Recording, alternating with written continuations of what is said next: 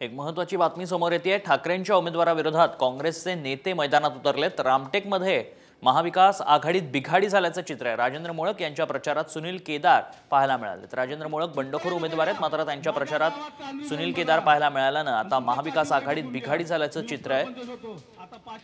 ठाकरेंच्या उमेदवाराविरोधात काँग्रेसचे नेते मैदानात उतरलेत। रामटेकमध्ये हे पाहायला मिळालं। रामटेकमध्ये महाविकास आघाडीमध्ये बिघाडी झाली।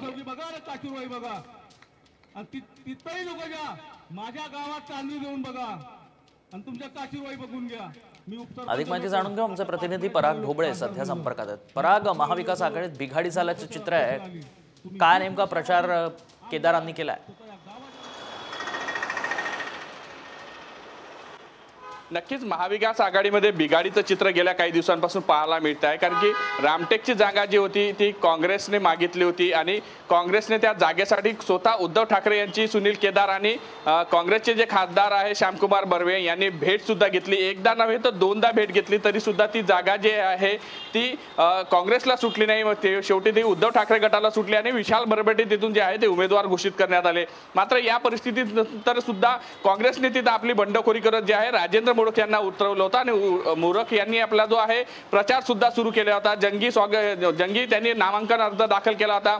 त्यानंतर आरोप सुद्धा सुरू झाले होते। भास्कर जाधव सुद्धा जेव्हा प्रचार सभेसाठी रामटेकमध्ये आले त्यांनी म्हटलं की सुनील केदार यांनी आपला शब्द फिरवला, उद्धव ठाकरेंसमोर शब्द दिला होता की आम्ही रामटेकसाठी पूर्ण प्रयत्न करू। मात्र बंडखोरी करत जे आहेत आघाडीत बिघाडी सध्या पाहायला मिळते आहे आणि सुनील केदार असो की काँग्रेसचे जे खासदार आहे श्यामकुमार बर्वे हे स्वतः जे आहे राजेंद्र मोळक यांचा प्रचार करताना आपल्या त्यामुळे महाविकास आघाडीत बिघाडी झाल्याचं पाहायला मिळतं। धन्यवाद पराग, आपण दिलेल्या सविस्तर माहितीसाठी।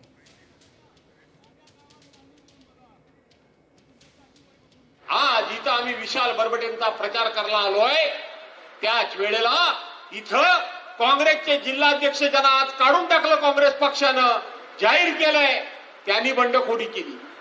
त्यांच्या बंडखोरीच्या पाठीमागं कोण?